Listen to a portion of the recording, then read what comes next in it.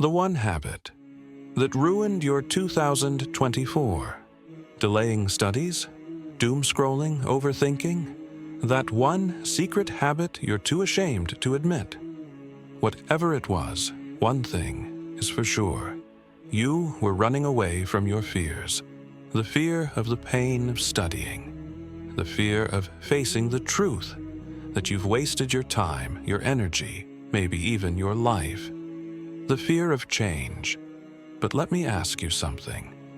Is running away from the things that really matter exactly what we call procrastination? Why do we procrastinate? Because we're stuck in our heads. You've got so many things to analyze, so many imaginary conversations and scenarios playing out. You think, once I figure this out, I'll start. But the problem is, while you're overthinking, you've wasted the entire day. Your worst enemy isn't just procrastination, it's Shaytan. Shaytan turns your own mind against you. Think about it. Our mind, this gift that Allah has given us, is capable of building skyscrapers, solving complex problems, even making nuclear bombs but left unchecked. That same mind will seek out problems where none exist. It thrives on overanalyzing, doubting, delaying. Shaytan uses this against us. He whispers, think about it more. You're not ready. Tomorrow is better. He convinces us that avoiding discomfort equals happiness. But the truth, that false comfort is an illusion. Imagine for a moment, if you had faced your fears instead of running from them, what would your life look like right now? If you had confronted the pain of studying, the discipline of change, instead of escaping into hours of entertainment and scrolling, how much closer would you be to the life you want? Here's the hard truth. Every time you procrastinate, every time you run from what matters, you're reinforcing a cycle. A cycle that doesn't just waste your time, it wastes your potential. You know that bitterness you feel, that deep frustration. That's your soul crying out because it knows you're meant for more. You're not alone. We've all been there. I've been there too. I've wasted days, weeks, even months chasing distractions instead of my purpose. And it's so easy to get stuck. We live in a consumerist world that thrives on keeping you busy with nothing.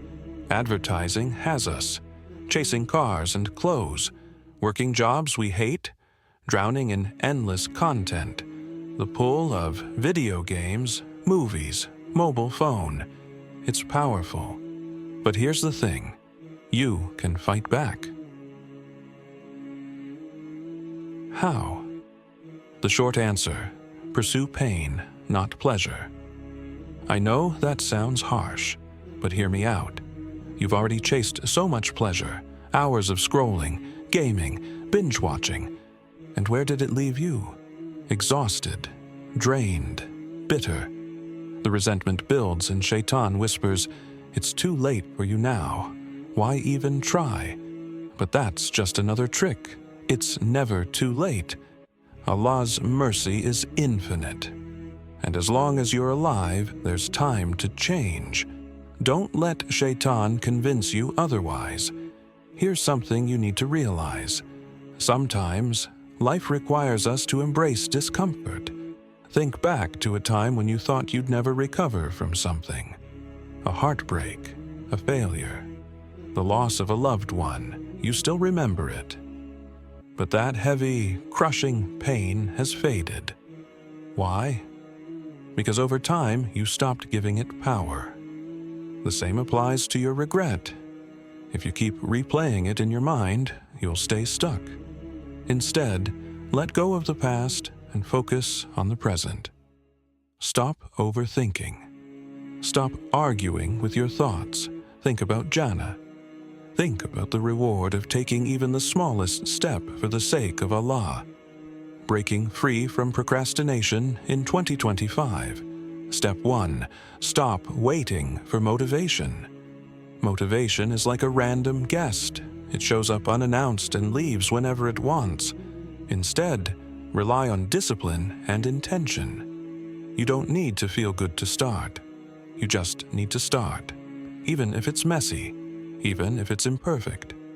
Start with Bismillah and take that first step. Step 2. Focus on the first 5 minutes. Don't think about finishing the entire project, book, or task. Just tell yourself, let me give 5 minutes to this. Once you start, you'll find it easier to keep going. Momentum builds like a snowball. Step 3. Change your environment. Your environment matters. If your desk is cluttered or your phone is within reach, you're inviting distractions. Work in a clean, simple space. Turn off notifications.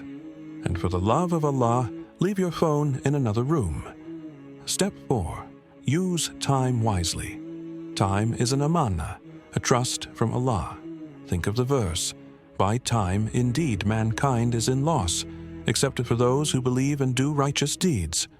Surah Al-Asr 1-3. Every second you spend in procrastination is a second you'll never get back. Ask yourself, will I regret this wasted time when I stand before Allah on the Day of Judgment? Step 5. Seek help from Allah.